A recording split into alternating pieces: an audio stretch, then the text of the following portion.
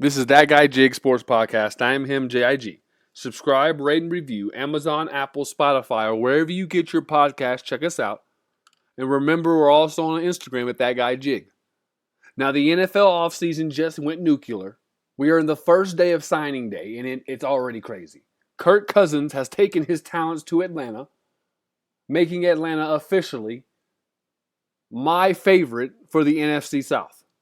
I know Baker Mayfield returned back to the Buccaneers, and they looked like they had a promising situation. But with Kirk Cousins going down to Atlanta, this might be the most hype this team probably has had since the Michael Vick era.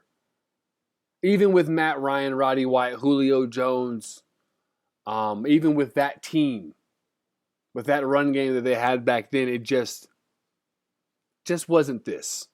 Kirk Cousins, Drake London, Michael, you got Pitts, Bijan Robinson. You got a solid top 5 defense behind them. If you are an Atlanta Falcons fans, you are smiling from ear to ear. They made it a very big priority, and they made it very known that they were in the market for a QB. They understood that last year the thing that was holding them back was the lack of a QB. Now, I've said earlier in the offseason that which team can sign someone and take the next step. We have seen the Rams. We have seen the 49ers. We've seen the Eagles. We've seen all those quarterbacks take great second leaps. We've seen these quarterbacks taking great next strides and lead their teams to Super Bowls. We've seen these teams go out and get quarterbacks to take them to that next level. That's what the Rams did with Stafford, and I think that Kirk Cousins to Atlanta has the possibility and has the potential of being that type of effect. Of a championship run could be in the window of the Atlanta Falcons. When you look at what they have offensively, when you look at what they've had in their top 5 defense, you look at everything they did last year, and you look at the things they couldn't do. And there's no way you look at that and you don't say Kirk Cousins makes this team better. Kirk Cousins puts this team over the hump. Where Desmond Ridder, where Taylor Heineke struggled, Kirk Cousins excels.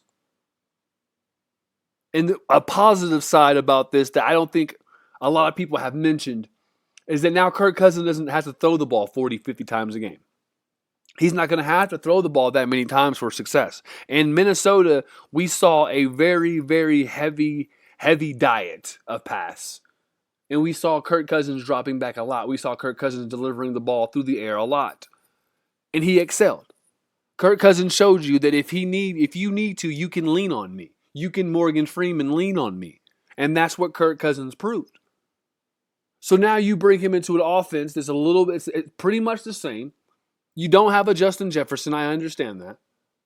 But with the wide receivers in the draft, that can be accommodated.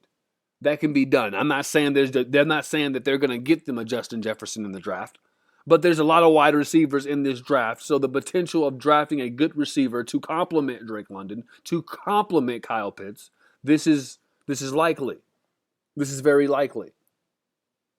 So if you're an Atlanta Falcon, if you're an AT-alien, this is a good day for you. You are very, very happy at what happened. If you're a Buccaneer, you're happy Baker Mayfield resigns for $100 million.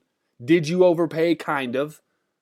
In my opinion, no. Because if Baker Mayfield can be just a little bit better, if he can be a little bit better, if he can be a little bit of the same, if you can bring back a better defense, you can make a run. The Buccaneers just gave Mike Evans that money, so that tells you right there that they're not going to be in a rebuild mode. A key sign for what teams want to do is if they re-sign a receiver. If you re-sign a receiver, 9 times out of 10, you're not really going to go out there and draft yourself a quarterback because why? You need someone ready now to get this guy the ball. Receivers are crybabies, so you need someone to get this guy the ball. I'm not paying this guy $25 million, $25 to $20 million a year just for him to complain about not getting the ball, just for us not to be able to have a key wide receiver in the paint. And that's what the Buccaneers have. So instead of going for a young quarterback, you go ahead, you keep Baker, you pay that total, You got him for a 3-year you got him for 3-year, $100 million deal. So you paid a little bit, but you get somebody that knows the system, that knows the wide receivers, that's looking to build on last year. Because the Buccaneers were not supposed to be as good as they were last year, and make no bones about it, the success of the Tampa Bay Buccaneers was because of the arm of Baker Mayfield. Baker Mayfield led a team finally. He did what he was supposed to do.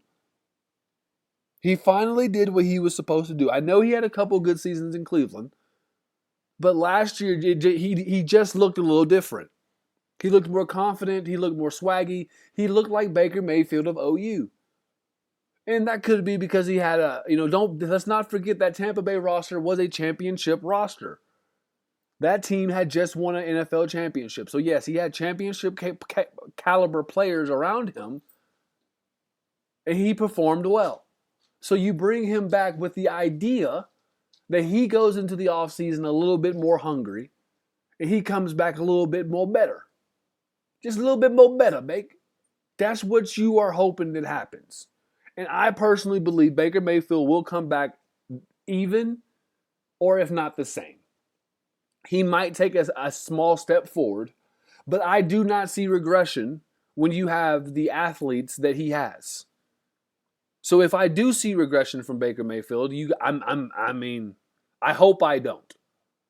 I don't expect to see it. Because like I said, when you got a guy who's had 1,000 yards, no matter who his quarterback is, that's somebody you like throwing the ball to. When you have a running back like Rachaad White that can run, catch, block, do it all, that's a guy you like having in your backfield. When you have a Cade Otton, when you have a Chris Godwin, this offense that they have is very solid in Tampa Bay. And now you bring back your play caller, your signal caller. Lovie Smith likes him. The fan base seems to love him. So roll on Baker. Christian Wilkins is going to the Raiders. He is on his way to the Raiders. He got himself a little bag. Defensive players are moving. Brian Burns is also on the way to the Giants. Frank Lulu, he's on the way to the Commanders. There are teams making moves. There's teams making moves and there's players making moves. Saquon Barkley might have made the splash of the day. He went from the Giants to the crosstown rival of the Philadelphia Eagles. This might be one of the biggest slaps in the face I've seen. This is a big FU, New York. This is a big FU. I'm going to the Eagles. And if you're an Eagles fan, you're wondering, did we overpay? I believe it's 36 with the potential of being like 47 million. Listen, I like the move because with what Saquon just did last year for a subpar New York Giants team with a average offensive line, with a below average wide receiving core, with a terrible quarterback situation, Saquon Barkley was successful last year. So if you're the Philadelphia Eagles, you have an above average offensive line, a very, very good offensive line to be exact, a good quarterback situation, and a good wide receiver room. DeAndre Swift had career highs in rushing behind that offensive line. And we know they're going to run the ball. We understand that. But this is what I think people are forgetting about Saquon. Saquon's a great pass catcher.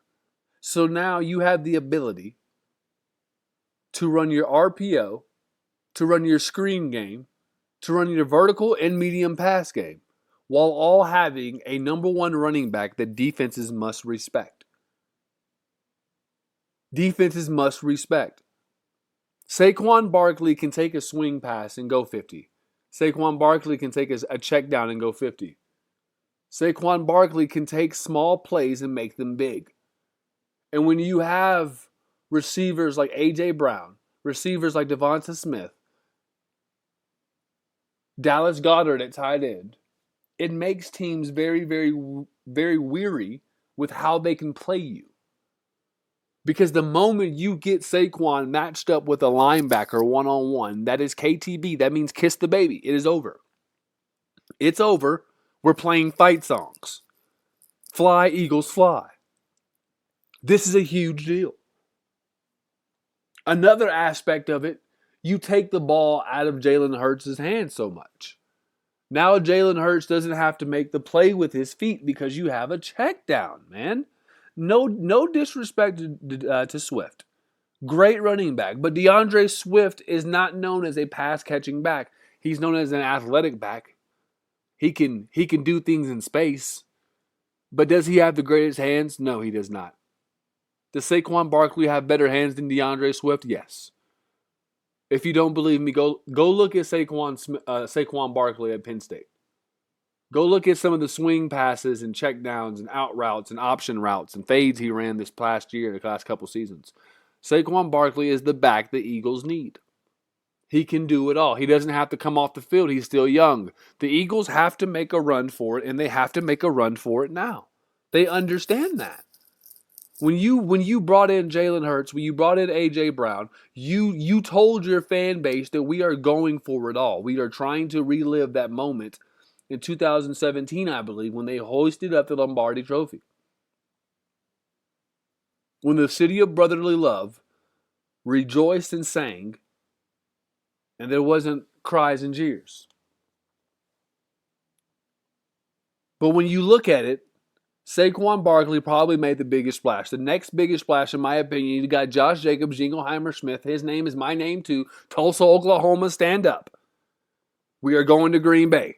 We are going to Green Bay. Josh Jacobs is going to Green Bay, which effectively means Aaron Jones will be getting cut. I told you a couple weeks ago this probably was going to happen. He missed a lot of games this year.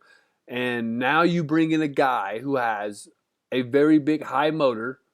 He's going to be able to give you a solid, consistent run game in the NFC. In the NFC North Division, with right now, I got to give the nod to the Packers overall. With Kirk Cousins gone, Green Bay is now back in control of that division. Right when Aaron Rodgers, right when his seat is finally starting to go cold, because he had a seat over there in Chicago for so long, it stayed warm. It stayed warm even though he was in New York as a Jet. It stayed warm. I mean, right when the seat was finally starting to get a little cool and his ass prints were finally just going away. The seat was finally getting flat again. Here comes Jordan Love. Here comes Josh Jacobs, Jingleheimer Smith. His name is my name too. Let's not forget they have Christian Watson, Jalen Reed, Romeo Dubes, Wicks.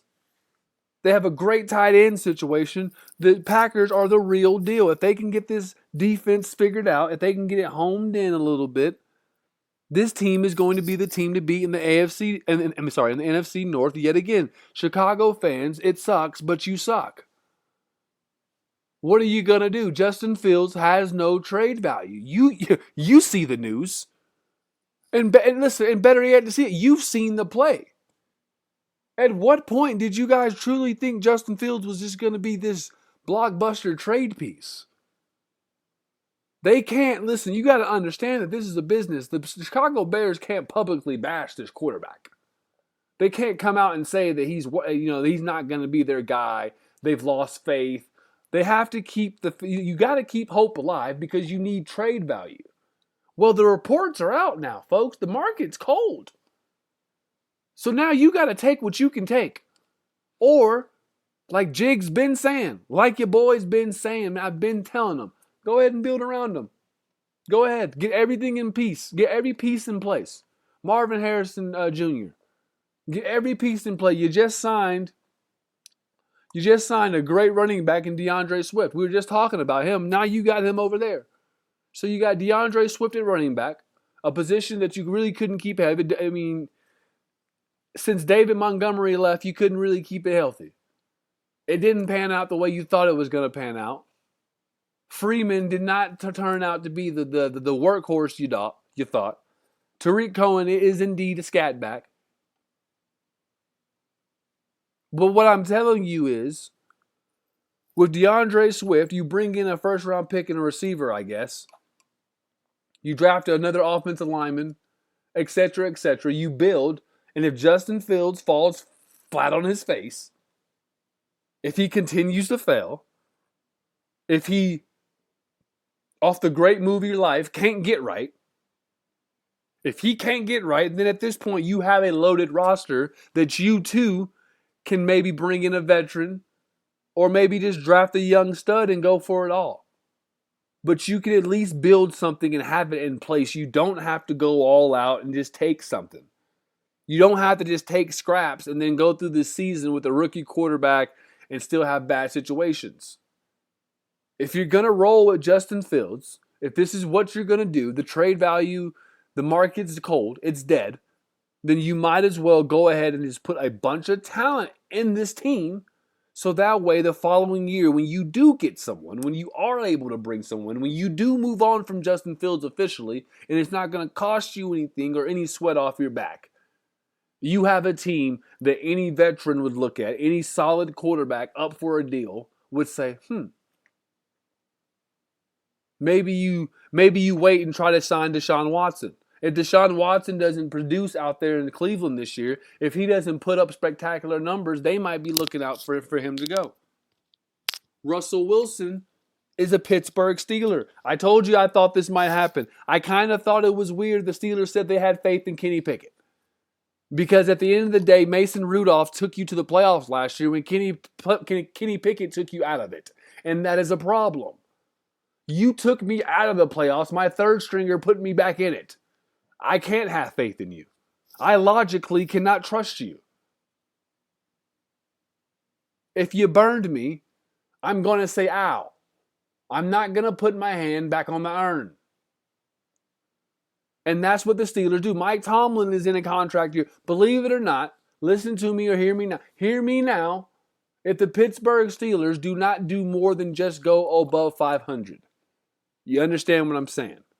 If they don't do more, if they don't make the playoffs, if they can't make a run next year, look for the Pittsburgh Steelers to move on from Mike Tomlin. And it's not because Mike Tomlin is losing. It's because he's not winning anything either. You're in one of the most competitive divisions in football right now. The AFC North is a race of arms. The Cleveland Browns just signed Jarius Smith, which is going to help them contain Lamar Jackson a little bit more. It's going to help them against the run game against the Cincinnati Bengals a little bit more. It's going to help them against the run game against the Pittsburgh Steelers a little bit more. Everyone's getting better. So the Steelers and the Bengals, who right now have made no moves, the only moves coming out of Cincinnati are that of T. Higgins demanding a trade. So unless any of this goes down, we have a problem. And you have got to get better. But the Steelers come up because we're talking about Russell Wilson. If Russell Wilson has a good year in Pittsburgh and you build yourself a good team, Chicago, we're making it come full circle now. Now you bring in Russell Wilson because you forewent slashing your wrist and selling your soul for Caleb Williams. And for this draft class, you built a more solid team. Because look at the San Francisco 49ers. They have a solid team and a solid quarterback. But their team is exceptional. They have the best running back in football. They have a top 25 wide receiver. They have a 1,300-yard receiver. They have a top five tight end and a top 5 offensive line. And your quarterback is just on par. He's good. He's a good starting NFL quarterback. And each year, what do the 49ers do? They compete for championships. It's not because they're going out here and drafting the best quarterbacks. They're not out here selling their soul in the draft. Fuck those picks. You heard the LA Rams. Fuck those picks.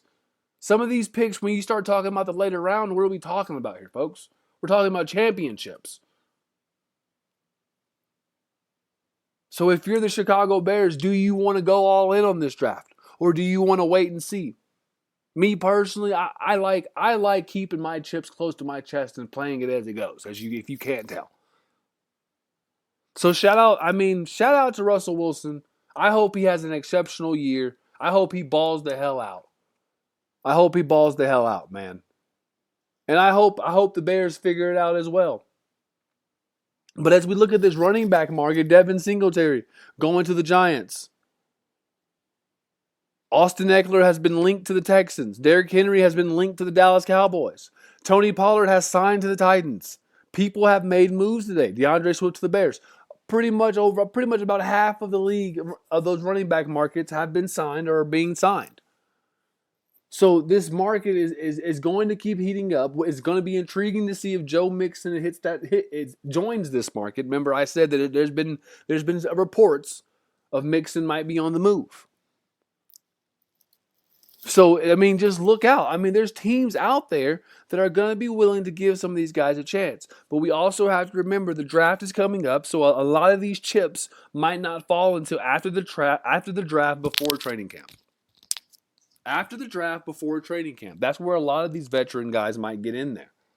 Now, there's a couple big fish still out there. There's still a Derrick Henry out there, Austin Eckler. Remember, Gus Edwards was fifth in touchdowns in the NFL this year. So there's guys out there that are still available. It's just about who's going to pull the trigger and make a move. And that's what it's about. And, all this stuff has great ramifications for fantasy football. All this stuff is fantasy football, mindful. Saquon Barkley just shot up people's draft boards because he's now on a very dependable offensive line. You got to depend on Saquon Barkley. A.J. Brown just went up because now people can't load the box. You got to play one-on-one. You're playing one-on-one now, baby. You're good because now they're going to make the whole game plan against the Eagles from now on, and you mark my words, will be make them throw the ball deep. We will load the box and make Jalen throw. But the one thing I won't make you do, I won't make you a loser. Because we like championships, baby. Fantasy football is all about them chips with dip. And that's what it's about. So all this is fantasy football relevant. And this is That Guy Jig Sports Podcast. I am him, JIG. Subscribe, rate, and review. Remember to tell a friend so that way we can all be friends. We can all win fantasy football, and we can make fun of other people for losing. Just make sure you subscribe, rate, and review, and tell a friend to tell a friend. Peace.